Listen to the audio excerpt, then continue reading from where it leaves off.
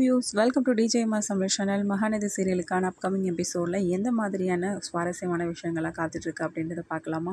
Doctor கிட்ட கூட்டிகிட்டு போன வெண்ணிலாவை டாக்டர் செக் பண்ணிட்டு இருக்காங்க. நம்ம பெருசாக நினைக்கிற அளவுக்குலாம் ஒன்றுமே இல்லைங்க, ஏதோ அதிர்ச்சியில் தான் இந்த மாதிரி ஆயிட்டுருக்காங்க அப்படின்னு சொல்லிட்டு டாக்டரும் சொல்ல, மற்றபடி பெருசாலாம் ஒன்றும் இல்லைங்க. இன்னும் கேட்டிங்கன்னா தெரிஞ்சவங்க யாராவது கூடவே இருந்ததா இல்லைன்னா சீக்கிரமாக க்யூர் ஆகியிருந்திருப்பாங்களே அப்படின்னு சொல்லிட்டு டாக்டரும் சொல்கிறாங்க. இப்போ சில டெஸ்ட்டெல்லாம் எடுக்க வேண்டியது இருக்குது, அதுக்கப்புறமா என்ன ட்ரீட்மெண்ட் பண்ணலாம் அப்படின்றத நம்ம பேசிக்கலாம் அப்படின்னு சொல்லி டாக்டர் சொன்னதை கேட்டு விஜய் என்ன பண்ணுறாரு, டாக்டர் க்யூர் ஆகிடுவாங்கல்ல, பிரச்சனைலாம் ஒன்றும் இல்லைல்ல, அதெல்லாம் ஒரு பிரச்சனையும் இல்லை, எல்லாம் க்யூர் ஆகிடுவாங்க. இந்த சமயத்தில் எப்போதும் எல்லாருமே டாக்டரை பார்த்து சொல்லக்கூடிய ஒரு விஷயந்தான், டாக்டர் எவ்வளோ பணம் செலவானாலும் பரவாயில்ல, ஃபாரின்லேருந்து நீங்கள் டாக்டர் கூட்டு வந்து பார்த்தாலும் ஒன்றும் பிரச்சனை இல்லை, கூடிய சீக்கிரமே வெண்ணிலா குணமாயிடணும், அதுதான் டாக்டர் எங்களுக்கும் வேணும் அப்படின்னு சொல்கிறது கேட்ட டாக்டர், உங்களோட மனநிலைமை எனக்கு கண்டிப்பாக புரிஞ்சிக்க முடியுது, ஆனால் அதுக்கெல்லாம் அவசியமே இருக்க வராது, மேக்ஸிமம் நாங்கள் நல்ல உயர்தரமான சிகிச்சை தான் இங்கே மேற்கொள்கிறோம், உங்களோட திருப்திக்காவதாச்சும் கண்டிப்பாக இதெல்லாம் ஏற்பாடு பண்ணுறேன் அப்படின்னு சொல்லிட்டாரு டாக்டரும். ஒரு சஜஷன் கேட்குறாரு எப்போதும் போல். சரிங்க டாக்டர், எல்லாத்துக்கப்புறமா இங்கே ஹாஸ்பிட்டலே வச்சு ட்ரீட்மெண்ட்லாம் பார்த்துக்கலாமா அப்படின்னு சொல்லிட்டு விஜய் கேட்க, சேச்சா அப்படிலாம் ஒன்றும் தேவையில்லை, அவங்க தெரிஞ்சவங்க யாருன்னா கூட இருந்தால் இன்னும் சீக்கிரமாக க்யூர் ஆவாங்க, அதனால் வீட்டில் வச்சு கூட நீங்கள் பார்த்துக்கலாம், வீக்லி ஒன்ஸ் மட்டும் நீங்கள் கவுன்சிலிங் பார்த்துட்டு போனால் பரவாயில்ல விஜய் அப்படின்னு சொல்லிட்டு டாக்டர் சொல்கிறத கேட்ட விஜய் யோசிக்க ஆரம்பிக்கிறாரு. ஓகே டாக்டர், ஃபர்தராக என்ன மாதிரியான டெஸ்ட்லாம் எடுக்கணுமோ அதெல்லாம் எடுக்க சொல்லுங்கள் அப்படின்னு சொல்லிட்டு விஜய் சொல்ல, ஓகே நீங்கள் வெயிட் பண்ணுங்க விஜய் அப்படின்னு சொல்கிறாங்க. இன்னொரு பக்கம் நம்ம குமரனை பார்த்து ரொம்பவே ஆச்சரியப்படக்கூடிய விஷயம்லாம் பேசியிருக்காங்க நம்ம யமுனா கிட்ட. என்னன்னு பார்க்கலாமா? எப்போ தான் வீட்டை விட்டு கிளம்புறோம் அப்படின்னு சொல்லிட்டு டீ எடுத்துகிட்டு வந்து யமுனா கொடுக்க, ஒன்றுமே தெரியாத மாதிரி மூஞ்ச வச்சுக்கிட்டாலும் உள்ளுக்குள்ளே எல்லாத்தையும் ஜட்ஜ்மெண்ட் பண்ணிடுறாரு நம்ம குமரன்.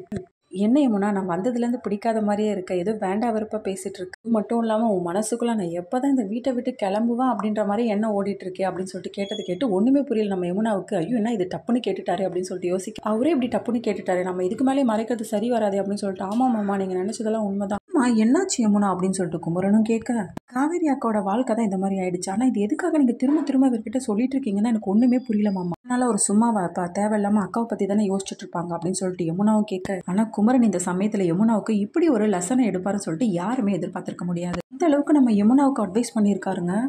பாரு யமுனா, ஃபர்ஸ்ட் நீ நிவின் காவேரி 2 பேரையும் இப்படி நினைக்கிறது ரொம்ப தப்பு, அதை ஃபர்ஸ்ட் நீ மாற்றிக்கோ.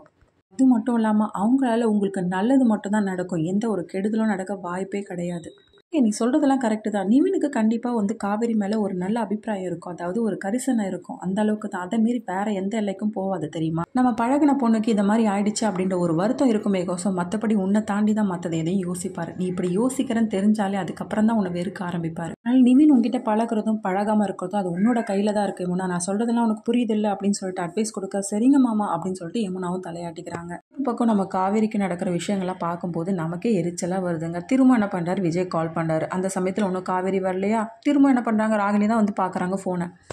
என்ன இவர் திரும்ப திரும்ப காவேரிக்கு கால் பண்ணிகிட்டே இருக்காரு, சரி ஃபோன் அட்டன் பண்ணி ஃபஸ்ட்டு மாதிரியே பேசுவோம் அப்படின்னு சொல்லிட்டு கேட்க, கால் கட் ஆகிடுச்சு.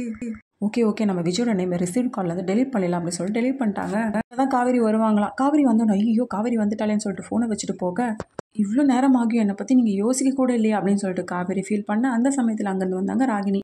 காவேரி ஃபோனே பார்த்துட்டு இருக்க, இன்னும் உங்கள் வீட்டுக்காரர் உனக்கு ஃபோனே பண்ணலையா, எப்படி காவேரி பண்ணுவார், அவருக்கு தான் வெண்ணிலா தான் முக்கியம்னு ஆகிப்போச்சு, அப்புறம் எப்படி உன்னை கண்டுப்பாரு, நீ இந்த விஷயத்தை எடுத்துக்கேன் பாரு, டாக்டர் கிட்ட கூட்டிகிட்டு போயிருக்காரு வெண்ணிலாவா, அப்போ ஒரு வார்த்தை கூட உங்ககிட்ட சொல்லிட்டு போனோன்னு கூட அவருக்கு தோணல பார்த்தியா, இதெல்லாம் பார்க்கும்போது எனக்கே கொஞ்சம் பாவமாக இருக்குமா அப்படின்னு சொல்லிட்டு ராகினி சொல்கிறது கிட்ட காவேரி கோபம் அடைஞ்சு, அப்போ நான் தூங்கிட்டு இருந்தேன், என்னை டிஸ்டர்ப் பண்ணக்கூடாது அப்படின்ற ஒரே காரணத்துக்காக தான் அவர் அங்கேருந்து கிளம்புனார், அதெல்லாம் புரிஞ்சிக்காமல் நீ தேவையில்லாமல் என்கிட்ட பேசிட்டு இருக்காத, இப்போ கிளம்புறியா அப்படின்னு சொல்லிட்டு காவேரி சொல்ல, ஓகே நான் கிளம்புறது இருக்கட்டும், நீ இப்போ இந்த வீட்டை விட்டு கிளம்ப போகிற அப்படின்னு சொல்லிட்டு கேட்டு காவேரி அதிர்ச்சி, இன்னும் காவேரி அப்படி பார்க்குற, இப்போ விஜய்க்கு வெண்ணிலா தான் முக்கியம்னு தெரிஞ்சு போச்சு, இன்னுமா நீ இந்த வீட்டில் இருக்க போகிற, அவரா உன்னை வீட்டை விட்டு வெளியில் துரத்துறதை விட நீயா கிளம்பிட்டா உனக்கே நல்லதாக இருக்கும், இப்படி ஒரு சங்கடமான சூழ்நிலைக்கு நீ விஜயை தள்ளணுமா, அதுக்கு முன்னாடி நீ கிளம்பிடலாம்ல அப்படின்னு சொல்றது கேட்டு என்ன பண்ண ரூமுக்கு போக, இந்த பக்கம் ராகினி என்ன பண்ணுறாங்க, இப்படிலாம் பேசி தான் இந்த வீட்டை விட்டு உன்னை வெளியில் அனுப்ப முடியும் அப்படின்னு சொல்லிட்டு பேசிக்கிறாங்க. இன்னொரு பக்கம் காவேரி பார்த்து, தாத்தா என்னம்மா விஜய் ஃபோன் பண்ணாரா அப்படின்னு சொல்லிட்டு கேட்க, தாத்தா ஃபோன்லாம் பண்ணாரு, ஓ அப்படியாம்மா, இப்போதாம்மா எனக்கு ரொம்ப சந்தோஷமா இருக்கு, ஏன் தாத்தா அப்படி சொல்கிறீங்க,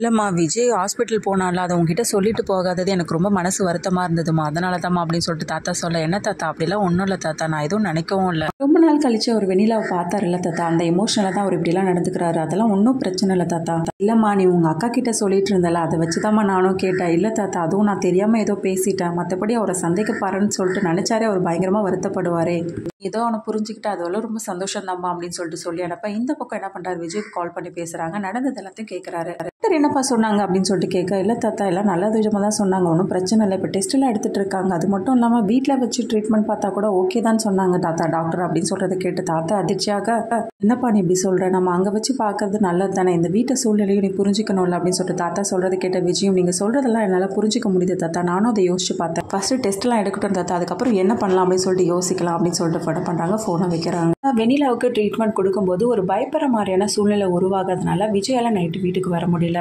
திரும்பவும் காவேரி கிட்ட ஒரு பேச முடியாத சிச்சுவேஷன் ஏற்படுது. இதனால காவேரி ரொம்பவே மன உளைச்சலுக்கு ஆளாகிறாங்க. தருணத்தில் விஜய் நைட்லாம் வீட்டுக்கு வரல அப்படின்ற விஷயத்தை தெரிஞ்சுக்கிட்டு குமரன் என்ன பண்ணுறாரு, திரும்பவும் வந்து போய் பேசலாம் அப்படின்னு சொல்லிட்டு நிவினை கூட்டிகிட்டு போக, அங்கே கூட்டிகிட்டு போன நிவின் சும்மா இருப்பாரா, விஜயை நல்லா வெளுத்து வாங்குற மாதிரி கேள்வி மேலே கேள்வி கேட்க ஆரம்பிக்கிறாரு. என்னதான் விஜய் நிவின் கேட்குறாருன்னு தெரிஞ்சுக்கணுமா, அதுக்கு மறக்காம நம்மளோட சேனலை வந்து சப்ஸ்கிரைப் பண்ணிக்கோங்க, கூடவே இருக்க அந்த பெல் ஐக்கனும் கிளிக் பண்ணிடுங்க, அப்போ தான் நான் போடுற அடுத்தடுத்த வீடியோஸ் உங்களுக்கு நோட்டிஃபிகேஷனில் வரும். ஓகே வியூஸ், தேங்க்ஸ் ஃபார் வாட்சிங் திஸ் வீடியோ.